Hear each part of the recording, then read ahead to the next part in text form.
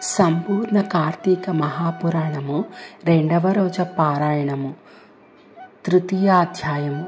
బ్రహ్మర్షి అయిన శ్రీ వశిష్ఠ మహర్షి రాజర్షి అయిన జనకునికి ఇంకా ఇలా చెప్పసాగారు.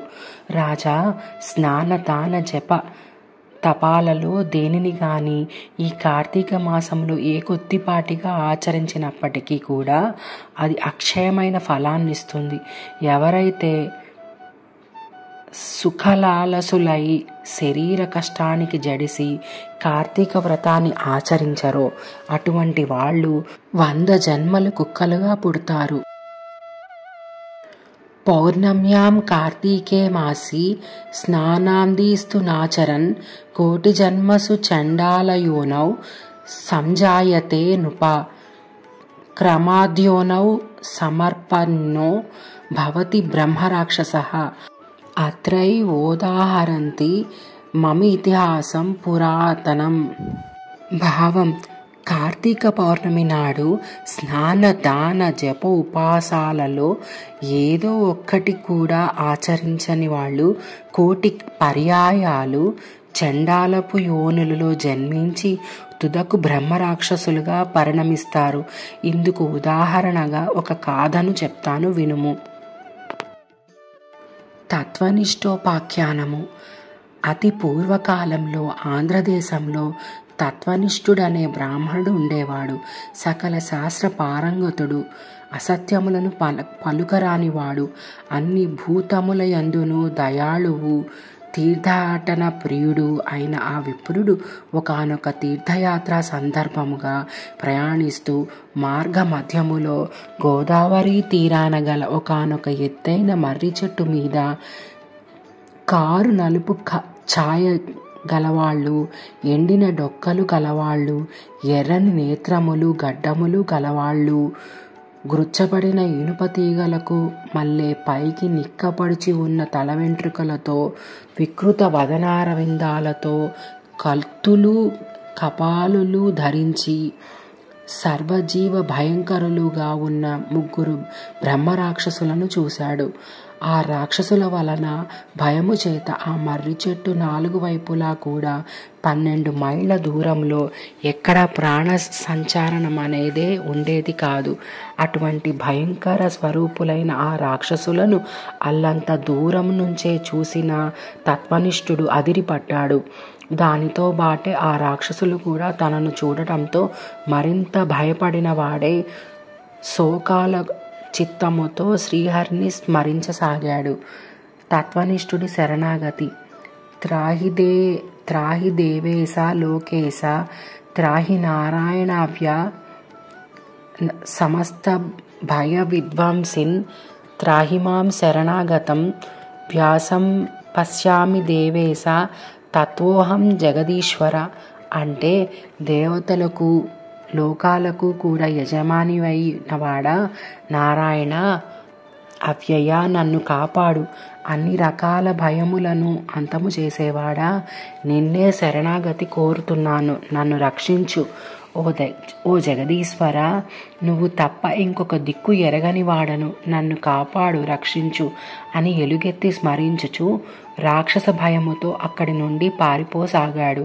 అతనిని పట్టి వధించాలనే తలంపుతో ఆ రాక్షస త్రయము అతని వెనకానే పరిగెత్తసాగినది. రాక్షసులు పారునికి చేరువవుతున్న కొద్దీ సాత్వికమైన విప్రతేజస్సు కంటపడడం వలన తెరిపి లేకుండా అతనిచే స్మరింపబడుతున్న హరినామము చెవులబడుట వలన వెంటనే వారికి జ్ఞానోదయం అయినది. అదే తడవుగా ఆ బాపనికి ఎదురుగా చేరుకొని దండ ప్రణామాలాచరించి అతనికి తమ వలన కీడు కలగబోదని నమ్మబలికి, ఓ బ్రాహ్మణుడా, నీ దర్శనముతో మా పాపాలు నశించిపోయాయి అని పునఃపునః నమస్కరించారు. వారి నమ్రతకు కుదుటబడిన హృదయముతో తత్వనిష్ఠుడు, మీరెవరు, చేయరాని పనులు ఏమేమి చేయడం వలన ఇలా అయిపోయారు? మీ మాటలు వింటుంటే బుద్ధిమంతుల్లా ఉన్నారు. మరి ఈ వికృత రూపాలేంటి? నాకు వివరంగా చెప్పండి. మీ భయ బాధ వళ్ళి తొలగే దారి చెబుతాను అన్నాడు. ద్రావిడుని కథ. పారుని పలుకలపై ఆ రక్కసులలో ఒకడు తన కథనిలా వివరింపసాగాడు. విప్రమోత్తమ, నేను ద్రవిడ దేశమునందలి మందరం అనే గ్రామాధికారి అయిన నేను కులానికి బ్రాహ్మణుడే అయిన గుణానికి కుటిలుడను, వంచనామయ వచః చమత్కారుడిని అయి ఉండేవాడిని. నా కుటుంబ శ్రేయస్సుకై అనేక మంది విప్రుల విత్తాన్ని హరించాను. బంధువులకు గాని బ్రాహ్మణులకు గాని ఏనాడు పట్టెడన్నమైనా పెట్టి ఎరుగను. నయవంచనలతో బ్రాహ్మణ ధనాన్ని అపహరించడం చేత నా కుటుంబపు నాతో సహా 7 తరాల వాళ్ళు అధోగతుల పాలైపోయారు. మరణానంతరం దుస్సహమైన నరకయాతనలు అనుభవించి చివరికిలా బ్రహ్మరాక్షసుడయ్యాను. కృపాయుక్త చిత్తడువై నాకు ముక్తినిచ్చే యుక్తిని చెప్పుము అన్నాడు. ఆంధ్రదేశీయుని గాథ. 2వ రాక్షసునిలా విన్నవించుకోసాగాడు. ఓ పవిత్రుడా, నేను ఆంధ్రుడను. నిత్యము నా తల్లిదండ్రులతో కలహించుచు వారిని దూషించుచు ఉండేవాడిని. నేను నా భార్యా పిల్లలతో మృష్టాన్నాన్ని తింటూ తల్లిదండ్రులకు మాత్రం చద్దికూడిని పడవేసేవాడిని. బాంధవ బ్రాహ్మణుకేనాడు ఒక పూటైనా భోజనము పెట్టక విపరీతముగా ధనార్జన చేసి ఆ కారవముతో బ్రతికేవాడిని. ఆ శరీరము కాలము చేశాక నరకయాతన పడి ఘోరాతి ఘోరమైన బాధను అనుభవించి చివరికిక్కడిలా పరిణమించాను. ఆ ద్రావిడుని అనే వలనే నాకు కూడా ముక్తి కలిగే దారిని బోధించుము అని అన్నాడు. పూజారి కథ. అనంతరం 3వ రాక్షసుడు ముందుకు వచ్చి ఇలా మొరపెట్టనారంభించాడు.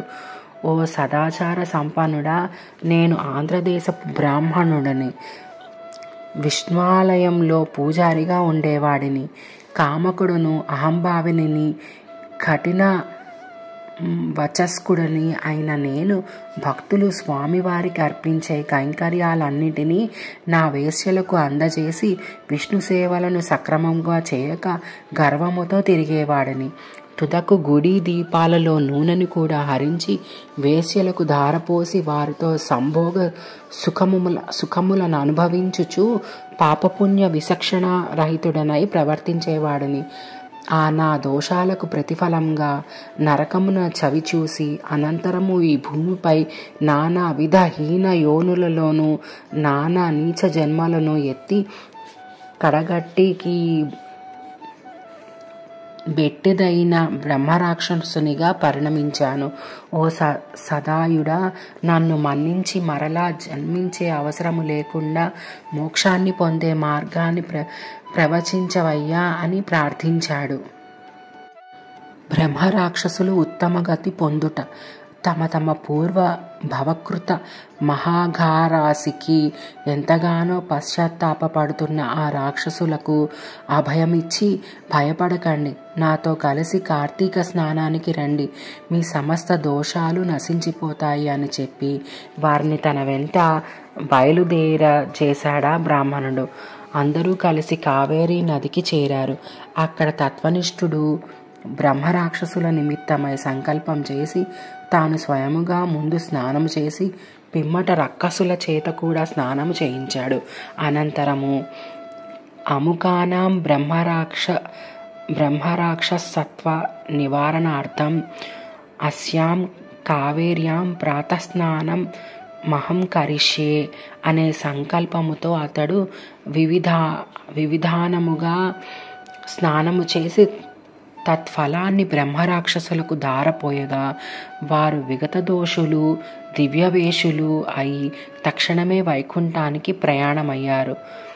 విదేహరాజా, అజ్ఞానము వలన కానీ మోహ ప్రలోభాల వలన కానీ ఏ కారణము చేతనైన గాని కార్తీక మాస సూర్యోదయ కాలాన కావేరీ నదిలో స్నానమాచరించి విష్ణువుని పూజించు వాళ్ళకి నిస్సందేహముగా 10,000 యజ్ఞాలు చేసిన ఫలము కలుగుతుంది.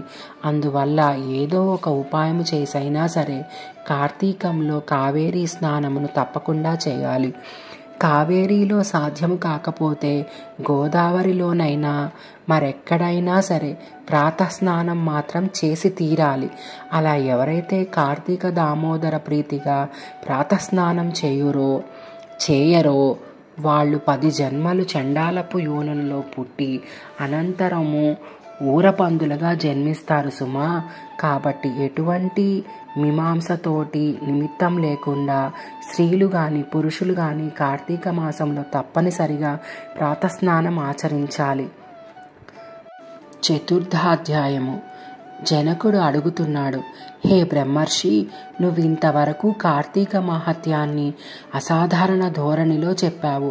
అయితే ఏ సంకల్పంతో ఈ వ్రతం ఆచరించాలో, ఏ దానాలు చేయాలో కూడా తెలియజేయండి. వశిష్ఠ ఉవాచ. అన్ని పాపాలను మన్ను చేసేది, పుణ్యాలను అగణ్యాలుగా మార్చేది అయిన ఈ కార్తీక వ్రతానికి ఫలానా సంకల్పం అనేది హాస్యాస్పదమైన విషయము.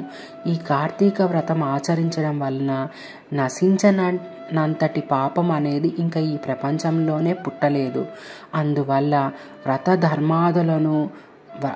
వ్రతధర్మాలను తత్ఫలాలను చెబుతాను విను. కార్తీక మాసపు సాయంకాలము శివాలయంలో దీపారాధన చేయడం వలన అనంతమైన ఫలము వస్తుంది. శివాలయ గోపుర ద్వారా శివాలయం నందు గాని శివలింగ సన్నిధిన గాని దీపారాధన చేయడం వలన అన్ని పాపాలు అంతరించిపోతాయి. ఎవరైతే కార్తీక మాసములో శివాలయములో ఆవు నేతితో గాని నువ్వుల నూనెతో గాని నారింజ నూనెలతో గాని దీప సమర్పణ చేస్తారో వాళ్ళు ధర్మవేత్తలు అవుతారు. ఆఖరికి ఆముదపు దీపాన్నైనా సమర్పించిన వాళ్ళు అత్యంత పుణ్యవంతులవుతారు. కనీసము కాంక్షతో గాని నలుగురి నడుమ బడాయి కోసము గాని దీపాన్నిచ్చే వాళ్ళు కూడా శివప్రియులవుతారు. ఇందుకు ఉదాహరణగా ఒక చిన్న కథ చెప్తా వినుము. కార్తీక దీపారాధన మహిమ. పూర్వము పంచాల దేశాన్ని పరిపాలించే మహారాజొకడు కుబేరుని మించిన సంపద కూర్చుకొని ఉన్న కుమారులు లేని కారణంగా కృంగిపోయిన వాడై కురంగపాణికై తపస్సుకు కూర్చున్నాడు. మధ్యకాలంలో అటుగా వచ్చిన పిప్పలుడనే ముని అతని తపస్సుకు కారణం అడిగి తెలుసుకొని, ఓ రాజా, ఈ మాత్రపు కోరికకు తపస్సుతో పని లేదు. కార్తీక మాసములో శివప్రీతిగా వ్రతమాచరించి బ్రాహ్మణులను దీపదాన దక్షిణలతో సంతోషపెట్టు. అలా చేస్తే నీకు తప్పక పుత్ర సంతానము కలుగుతుందని చెప్పాడు. ఋషి వాక్యమును శిరోధార్యముగా తలచి ఆ పంచాలుడు తన పట్టణము చేరి కార్తీక వ్రతమాచరించి శివప్రీతికై బ్రాహ్మణులకు దీపదానములను చేశాడు. తత్ఫలముగా మహారాణి నెలతప్పి యుక్తకాలములలో పురుష శిశువును ప్రసవించింది. రాజదంపతులు ఆ శిశువుకి శత్రుజిత్తు అని పేరు పెట్టారు. శత్రుజిత్తు చరిత్రము. ఆ శత్రుజిత్తు దినదిన ప్రవర్ధమానుడై పెరిగి యువకుడై వీరుడై వేశ్యాంగనాలోలుడై అప్పటికి తృప్తి చెందక పరశ్రీరక్తుడై యుక్తాయుక్త విచక్షణ నాస్తికుడై శాస్త్రధిక్కారి అయి వర్ణసంకరణ కారుడై హితవు చెప్పవచ్చిన వారిని చంపుతానని బెదిరించుచు స్వేచ్ఛాచారి అయి ప్రవర్తింపసాగాడు. అటువంటి సందర్భములో సౌందర్య రాశి సింహమధ్యమ అరటి దోనె వంటి తొడలు గలది, పెద్ద పెద్ద పిరుదులు కుచాలు కన్నులు కలది, చిలుకవలే చక్కని పలుకులు గలదైన ఒక బ్రాహ్మణ పత్ని తారసిల్లింది. శత్రుజిత్తు ఆమె పట్ల మోహితుడయ్యాడు. అనుపమాన సౌందర్య శౌర్య తేజో విరాజితుడైన ఈ యువరాజు పట్ల ఆ బాపనిది కూడా మోజుపడినది. తత్కారణముగా ఆమె రోజు రాత్రి తన భర్త నిద్రపోగానే సంకేత స్థలములో రాజకుమారుని కలిసి సురత క్రీడలతో సుఖింపజేసేది. రంకు బొంకు దాగవు గదా, ఏదో ఒక విధంగా ఈ సంగతి ఆ బాపని దాని బాపని దాని భర్తకు తెలిసిపోయినది. అది మొదలు అతను ఒక కత్తిని ధరించి ఈ రంకు జంటను ప్రత్యక్షంగా చూసి వారి గొంతులు ఉత్తరించాలని తిరుగుచున్నాడు.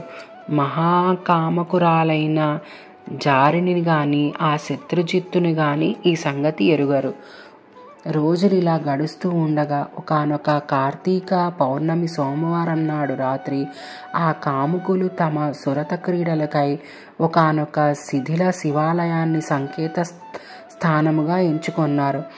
అపరరాత్రి వేళ వాళ్ళు అక్కడ కలుసుకున్నారు. గర్భగుడిలో అంతా చీకటిగా ఉంది. ఆ బాపనది తన చీర కొంగు చింపి వత్తిని చేసింది. రాజకుమారుడు ఎక్కడి నుంచో ఆముదము తెచ్చాడు. ఇద్దరూ కలిసి అక్కడ ఖాళీ ప్రమిదలో ఆ రెంటిని జోడించి దీపం పెట్టారు. ఆ దీపపు వెలుగులో ఒకరి అందాలొకరు చూసుకుంటూ సంభోగములో లీలమయ్యారు. ఈ విషయాన్ని ఆ బాపని దాని మొగుడు ఎలాగో తెలుసుకున్నాడు. కత్తి పట్టుకుని వచ్చాడు. ముందుగా శత్రుజిత్తుని, అనంతరం తన భార్యను తెగనరికి తాను కూడా అదే కత్తితో పొడుచుకుని ఆత్మహత్య చేసుకున్నాడు.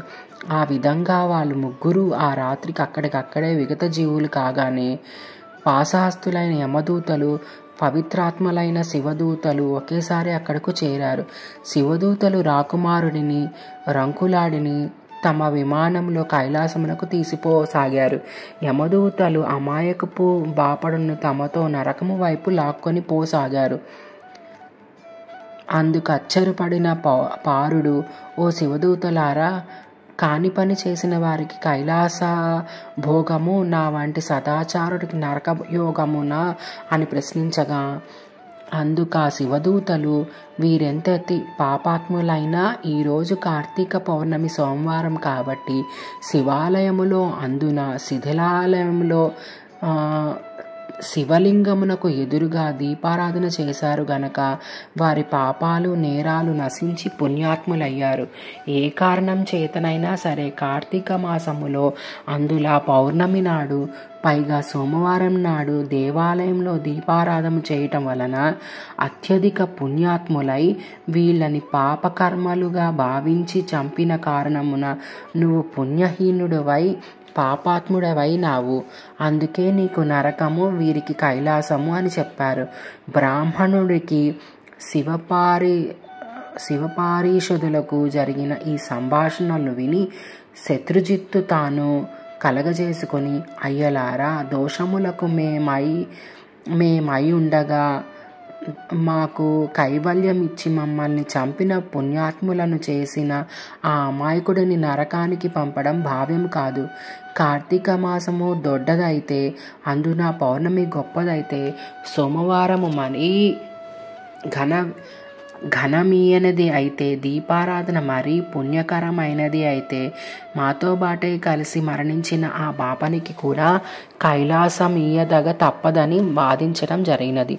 తత్ఫలముగా శత్రుజిత్తు తాను తన ప్రియురాలు ఆచరించిన వత్తి, తైలము, పుణ్యము తాముంచుకొని ఆ దీపమును వెలిగించిన పుణ్యమును బ్రాహ్మణునకు దారపోయగా శివదూతల విప్రుని కూడా యమదూతల నుండి విడిపించి తమతో కైలాసానికి తీసుకొని వెళ్ళారు. కాబట్టి ఓ మిథిలా నగరాధీశ్వర, కార్తీక మాసములో తప్పనిసరిగా శివాలయములో గాని విష్ణువాలయంలో గాని దీపారాధన చేసి తీరాలి. నెల పొడుగునా చేసిన వాళ్ళు జ్ఞానులై తద్వారా మోక్షాన్ని పొందగలుగుతారు. అందున శివాలయంలో చేసిన దీపారాధన నిరంతర మోక్షప్రదాయనిగా గుర్తించు. నా మాట విని కార్తీక మాసము నెల పొడవున నువ్వు శివాలయములో దీపారాధన చెయ్యి. ఏవం శ్రీ స్కాంద పురాణాంతర్గత కార్తీక మాహత్యమునందు చతుర్థాయ సమాప్త. 2వ రోజు పారాయణము సంపూర్ణం.